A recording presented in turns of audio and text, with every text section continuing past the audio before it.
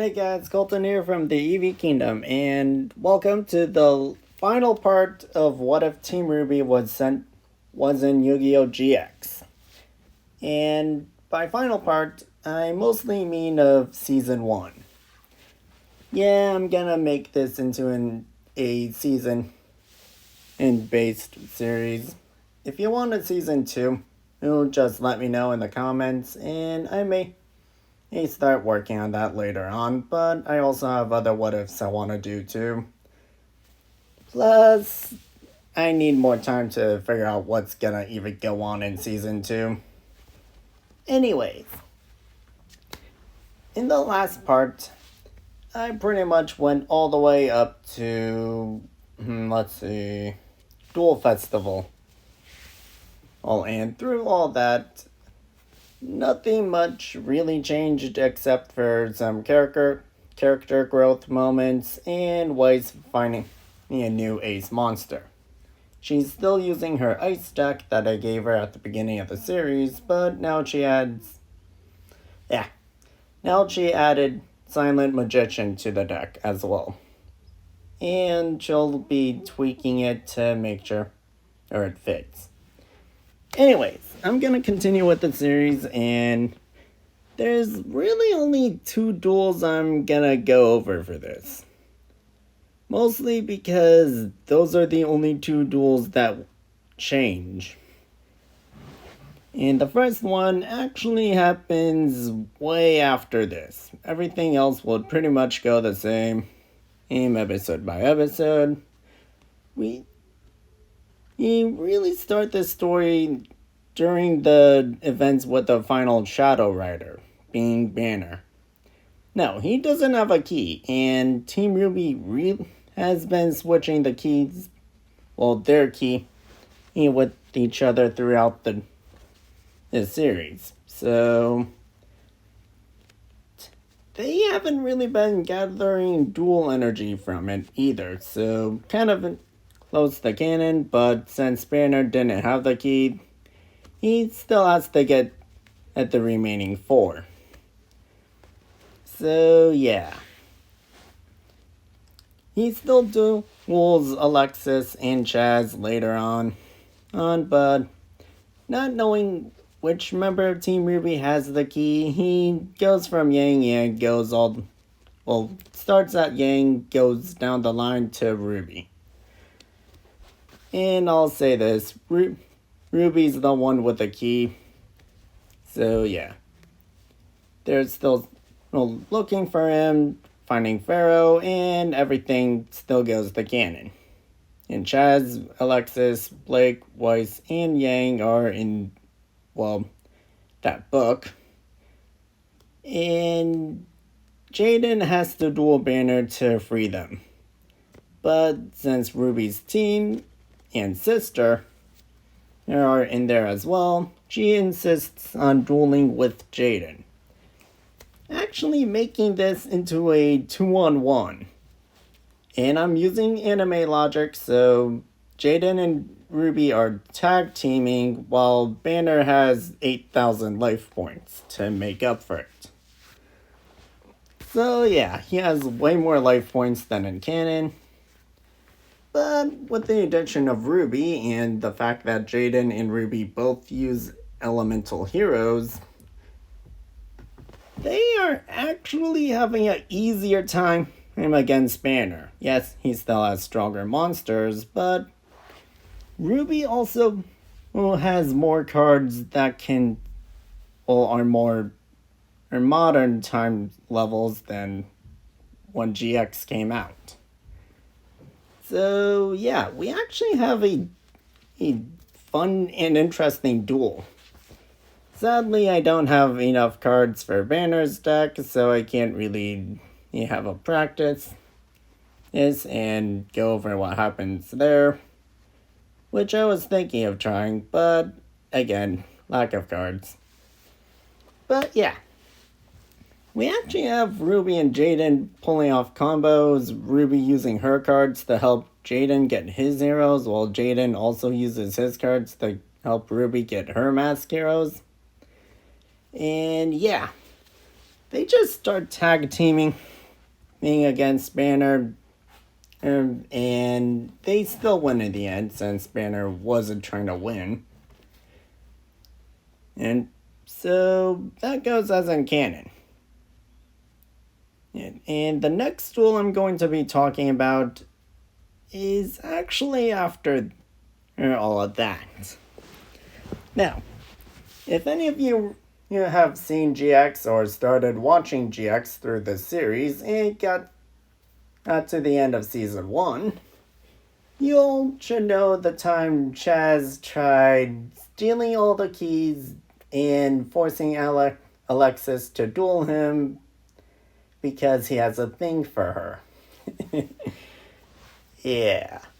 And I was thinking through this part, and yeah, here's the change, which, shockingly, I don't really do much changes in the series.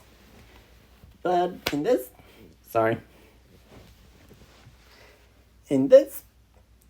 part, yeah, Chaz isn't trying to duel Alexis. He's dueling Yang.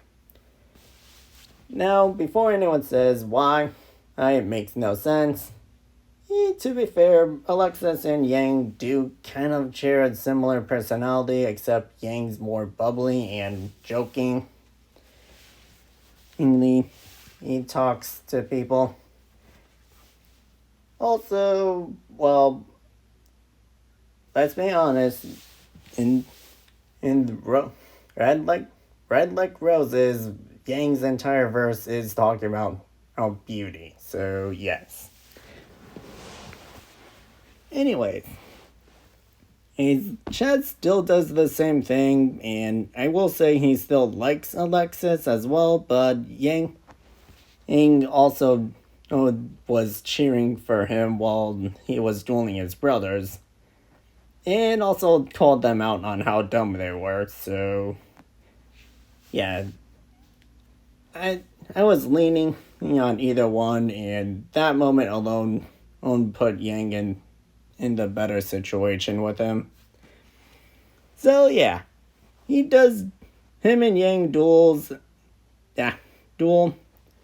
Yang's actually struggling a lot more than Alexis would due to, well, the lack of ritual monsters. So Yang is having a harder time trying to win against Chaz. And at one point, Yang does think she's gonna lose before Chaz says something stupid to get her flames burning, and yeah, she draws a card she needed, tributes the tokens, and is actually getting a room on her field. I'm using anime logic for this, so I can tribute them if I feel like it. And also plot armor. And Yang ends up beating Chaz. She does still jokingly say he might have a chance and some other time, so that plot point can still be there. But yeah, due to that duel, the keys Chaz stole will activate. The Sacred Beast monsters are awakened, and yeah, that entire thing goes on as in canon.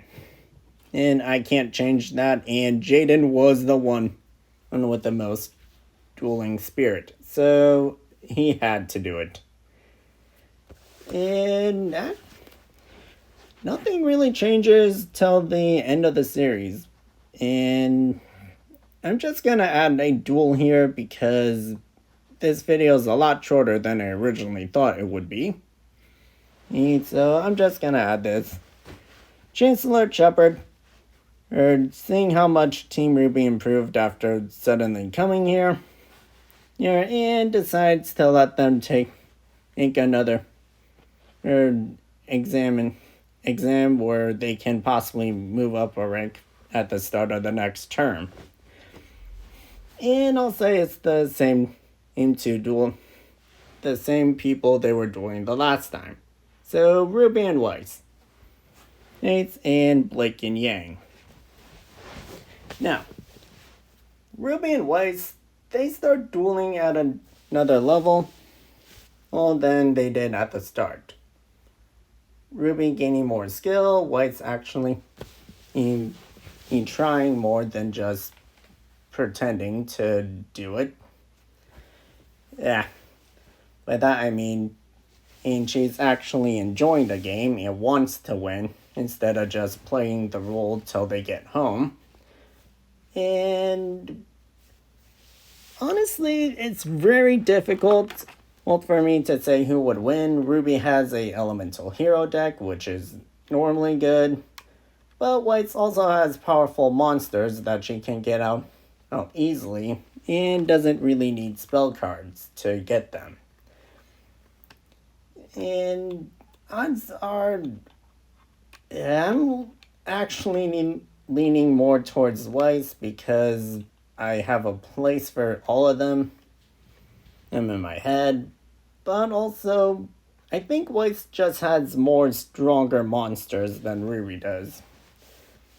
Plus, Ruby relies a lot on luck to get the cards she needs, while Weiss actually has multiple copies of cards she needs.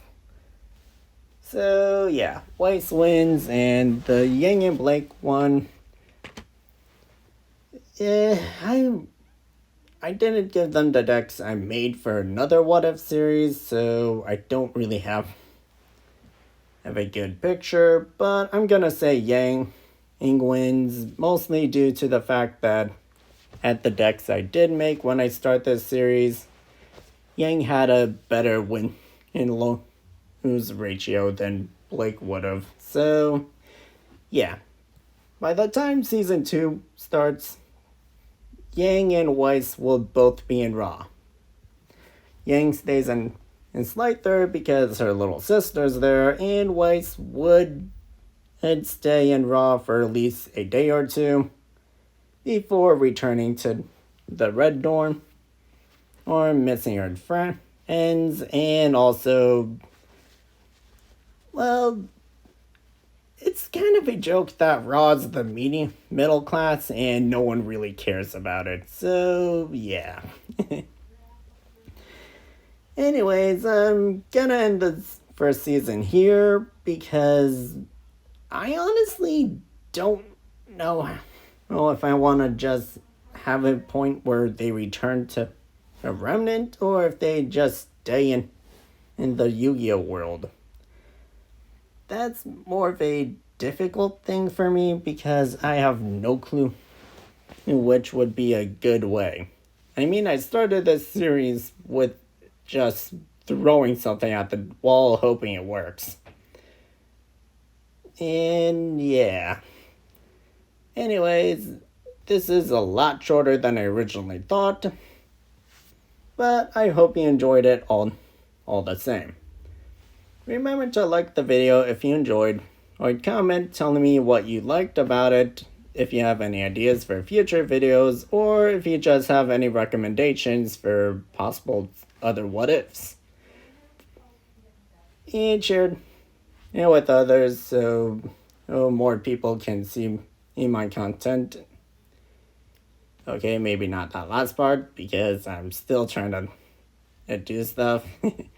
Anyways, I hope you all enjoyed. Or you'd like, comment, and subscribe to never miss another video from the Eevee Kingdom. And I hope you all are having a good day, or night, or what time it is when you're watching this video. Anyways, see you all later.